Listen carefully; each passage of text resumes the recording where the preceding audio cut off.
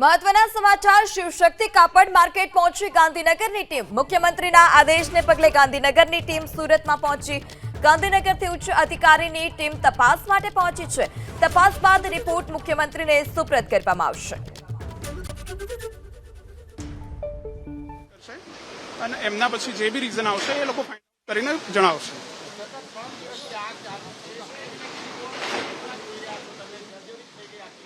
એટલે fire fighting જે ખરું એ પ્રાઇમ ઓપરેશન હોય, સ્ટેબિલિટી તો અમારા સાઈડથી અમે એઝ ઓફ નાવ કંઈ કરી ના શકીએ, પણ પ્રેક્ટિકલી જે બી હોય એને એસેસ કરી અને પછી ફાયર ફાઇટિંગ કરતા હોય। Thank you.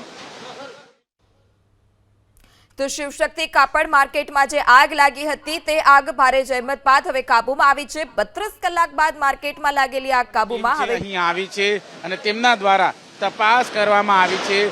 જે રીતે અત્યારે હાલ અધિકારી કર્મચારીઓ જોઈ શકાય છે, તમામ અત્યારે હાલ महत्वना जो मुद्दाओं से तपासवामां आव्या छे। फायर का जो सिचुएशन है ऑलमोस्ट कंट्रोल में है। अभी ऐसा कुछ सीरियस नेचर का फायर लग नहीं रहा है। मोस्ट प्रोबेबली बहुत ही जल्द वो कंट्रोल में आ जाएगा। Thank you. અત્યારે અધિકારીઓએ તપાસ કરી છે અને તપાસ કર્યા બાદ તમામ રિપોર્ટ છે અત્યારે સબમિટ કરવામાં આવશે, પરંતુ નડતરરૂપ સ્ટ્રક્ચર છે અત્યારે જરૂર અત્યારે જે દ્રશ્યમાં જોઈ શકાય છે, એક બાદ એક તમામ સ્થળની મુલાકાત છે એ અત્યારે કરવામાં આવી રહી છે અને અધિકારી કર્મચારીઓ મોજૂદ છે અને તમામ મુદ્દાઓ તપાસ્યા બાદ અત્યારે જે રિપોર્ટ છે મુખ્યમંત્રીને સોંપવામાં આવશે।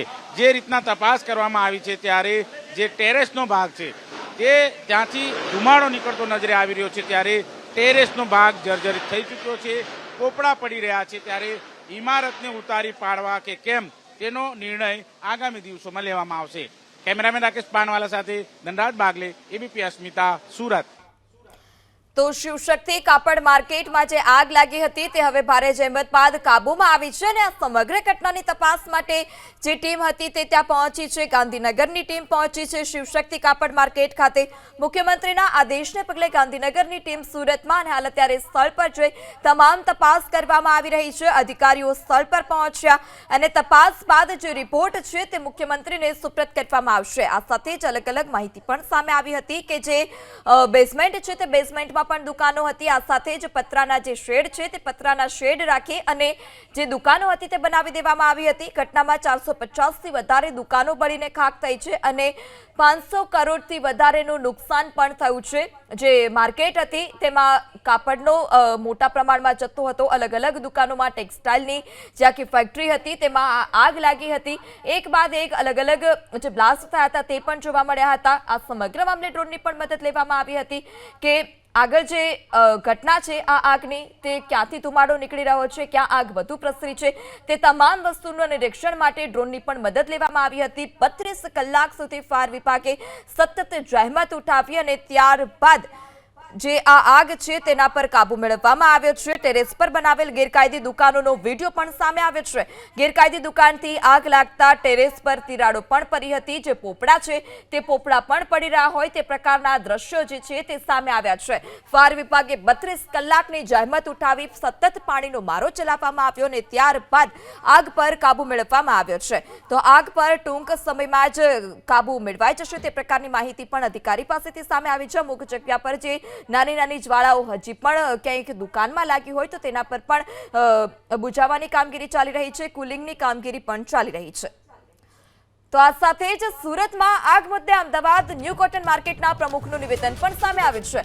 મોટાભાગની દુકાનોમાં કોટનના કાપડ રખાયા તે પ્રકારની વાત ગૌરાંગ ભગતે કરી છે।